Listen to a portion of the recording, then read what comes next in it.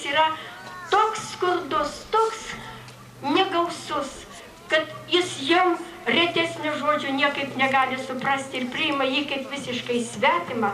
Jeigu jis nemoka medžių pavadinimų, jeigu jis nebežino paukščių garsų, nežino ir pačių paukščių pavadinimą. Ką daryti mokytojai, kaip jam reikia visą tai pasakyti. Aš labai prašau šiandien čia visų susirinkusiųjų, dar kartą kartoju, mamų ir tėčių, pabūkit su vaikais nuo pat jų pirmųjų gyvenimų. Duoną turime visi pasidalinti.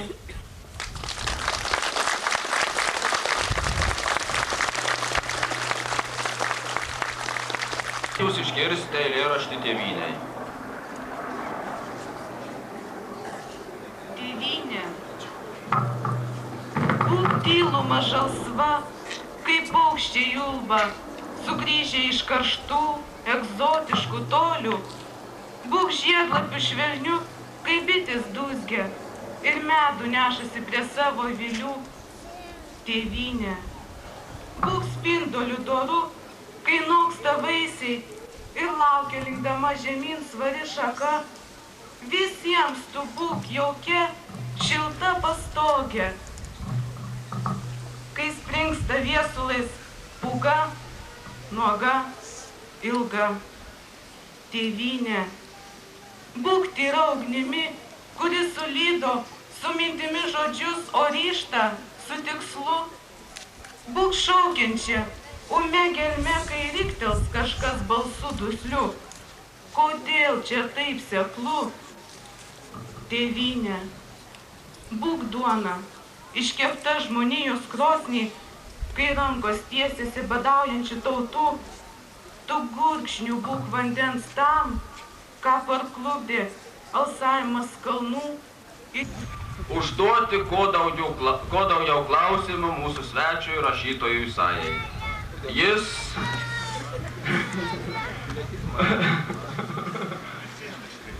Čia prašosi ir profesorius Antanavičius, sako ir man. Tarp kitko, rašytojas Kazys Saja ir kalbėjo, kad jo kalba tik tais tokia, kaip sako, išanginė kalba. Jis pasiruošęs mums dar daugiau kalbėti, dar daugiau papasakoti.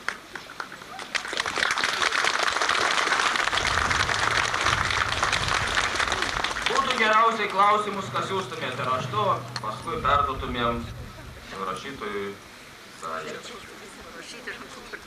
Dabar kalbės profesorius Kazys Antanavičius, mūsų buvęs mūsų Šilalės pirmos vidurinės mokyklos mokinys.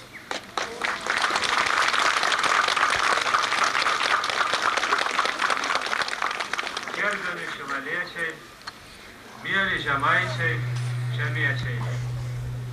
Labai malonu, kad galima pagaliau su jumis pakalbėti tiesos žodžiu, pakalbėti apie tai, kas mus kiekvieną jaudina, pakalbėti apie tai, kas mumyse išliko dar žmogiška. Atėjo laikas visiems mums surasti savyje jėgų, atsikratyti tą baisią baimę, kaip sako, mūsuose gyvoja religija tokia, baimės religija. Visi bijom ir nežinom, ko dar vis bijom. Iš tikrųjų, tai baisiausia religija, todėl, kad visi mūsų žingsniai, visi mūsų poelgiai visada ir visur derinami su kokia tai slapta, protinė uždanga, užtvara, sakyčiau, biologinė, galbūt apsaugos užtvara. Kiekvieną sykį pagalvoji, o ar tai galima, o kaip į tai pažiūrės. Tenai atėjo laikas būti savimi, atėjo laikas nusimesti melo kaukę. Anksčiau, prieš 2-3-4 metus, ir man dažnai sakydavo, o drąsiai kalbi, o aš ir suprasti negalėdavau, ką tai reiškia drąsiai kalbi. Vadinasi, jeigu sakai tiesą, tai yra drąsa. Jeigu meluoji, melui jokios drąsos nereikia. Paklausykit iš visų tribūnų, kiek melos klinda ir nedrąsiai kalba žmonės. Suprasti nebegalima mūsų moralės. Kam daugiau drąsos reikia žmogui morališkai nesupuvusiam? Meluoti kasdien ar tiesą sakyti? Bet tiesa mat turi būti suderinta su kažin kuo. Tiesa turi būti sankcionuota panašiai. Buvo mūsų manoma, vis ginama socializmas, ginami valstybės interesai, ginami partijos interesai, kadangi pagaliau pradėsime žmogaus interesus ginti. Tai štai, dėl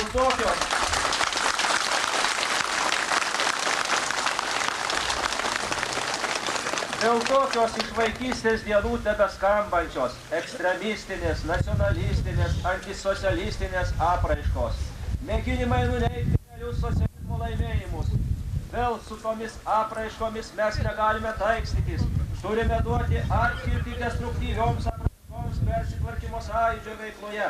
Čia vis citatos iš Tiesos ir ištrauktos Jongailos kalbų. Vėl kelia Respublikos darbo žmonių susirūpinimą sumenkina mūsų liaudės pasiekimų socializmo kūrėjimos laimėjimais ir taip toliau. Taip, to Respublikos vyriausybė paskelbė ir gražų, brandžios visuomenės vertą šūkį – vaisinga tik bendra veikla. Bet pasirodo, kad tai tik lozungas. Po to seka rengti mitingą neleista. Ir Lietuvos komunistų partijos centro komitete informacija rugsėjo 14. Kalbama apie konsolidaciją, o partneris žeminamas, jam pirštų gromojama.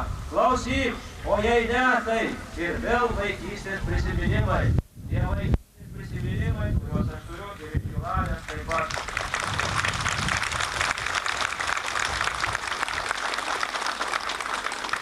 Apie kokių realių socializmo laimėjimų sumenkinimą jūs kalbate? Eilėse pusę laisvalaikio praleidžia. Jei darbo laiko tose eilėse, žinoma, nepraleidžia. Ar tai, kad kaimo žmogus darbinių įmonių paverstas, be laiko fiziškai susidėti, o kiti morališkai palūžę girtuokliauti ima? Ar baudžiavos laikais daugiau dirbdavo?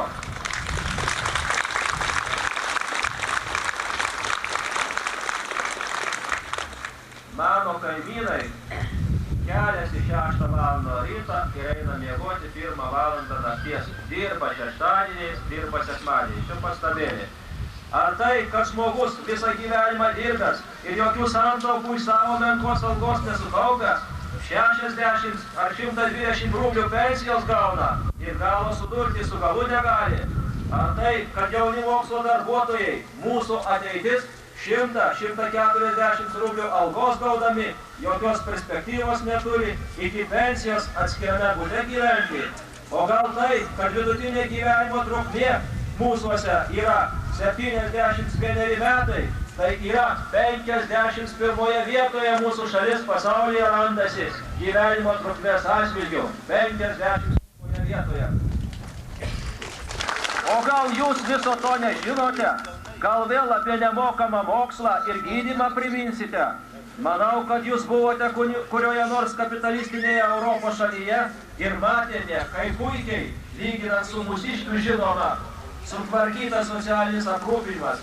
Aš šią vasarą buvau Suomijoje ir Švedijoje. Meluoti negaliu. Matyt, gerai darėte, kad anksčiau į užsienį sąžiningų žmonių neleisdavote. Matome. Kieno sąskaita visą tai pastatyta, įrengta, prižiūrima ir taip toliau. Mėly šilaliečiai, buvau šiandien savo mokykloj, buvau važiau. Žinoma, būtų gaila, bet kaip mes galime išauginti tautai pasišventusius žmonės, kaip mes galime išauginti žmonės dirbti mokančius, kaip mes galime išauginti žmonės, kurie iš tikrųjų vertintų visą, kas gražu, jeigu mes tokias mokyklas turime. O mūsų ateitis yra mūsų jaunosios kartos, mūsų vaikų rankose. Aš dar prieš keletą metų savo studentams sakiau, taip, iš mūsų jau žmonių nebus. Mes jau per daug suniokoti, kad atsitiesti galėtumėm. Mes jau per daug baimingi, kad galėtumėm drąsus būti.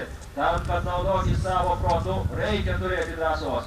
Iš jūsų žmonių nebus, aš sakiau savo studentams, bet tikiuosi, kad iš jūsų vaikų bus jau žmonės galbūt. Jie man atsakė, o kodėl jūs dėstytojau taip manot, kad iš mūsų vaikų jau dar išeis žmonės? Jie jau taip pat suniokoti, jie nuo darželio, nuo lopšelio jau sugadinti. Jie jau meluoti ten moka. Aš pernai spalio 70-mečio proga mokykloje uždavė rašinį parašyti dukrai, kaip šventėt didžiosios spalio revoliucijos 70-metį. Dukra 10-tokė ar 9-tokė, dabar jau nepamenu. Tai, nes maišėsi, žinot, klasės.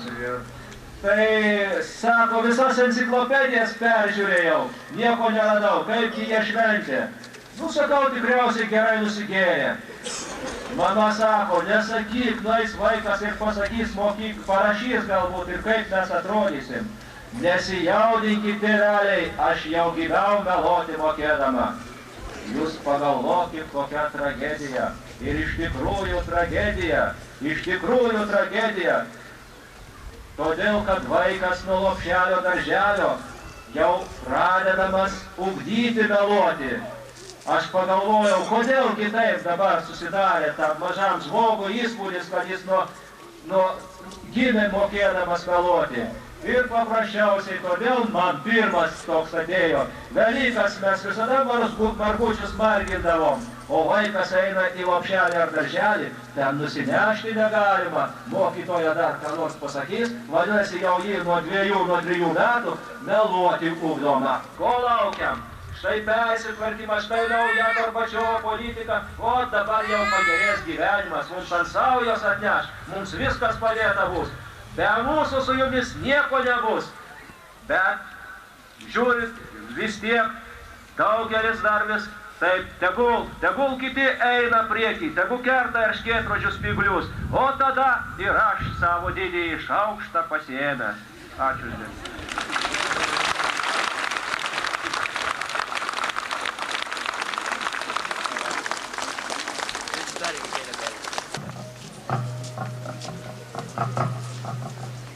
Norėtumėm paprašyti jūsų štai ką.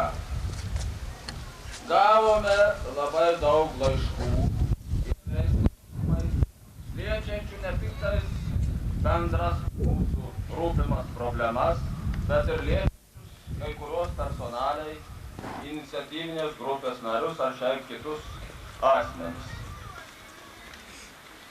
Klausimai liečiantis vieną žmogų, be parašo, koks jis bebūtų skaitomas anoniminis.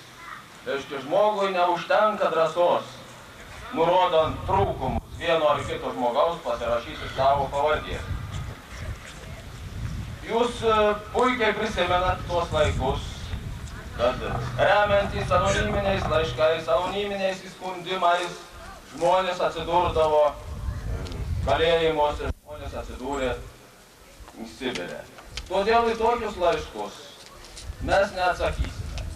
Jeigu kas turi ką nors apie mūsų iniciatyvinės grupės narius, nori pasakyti savo nuomonę, parodyti trūkumus visiems, prašom, mikrofonas bus suteiktas, tegul ateina ir tegul kalba. Jeigu turit kas nors klausimų dėl naujos konstitucijos projekto arba dėl ekonominio savarankiškumo, prašom, aš galiu atsakyti dėl to, kad tuose darbuose dirbu iki paskutinės dienos. Nemažai laiškų turi rašytojas Saja, todėl jam suteikiam mikrofoną. Pradėsiu nuo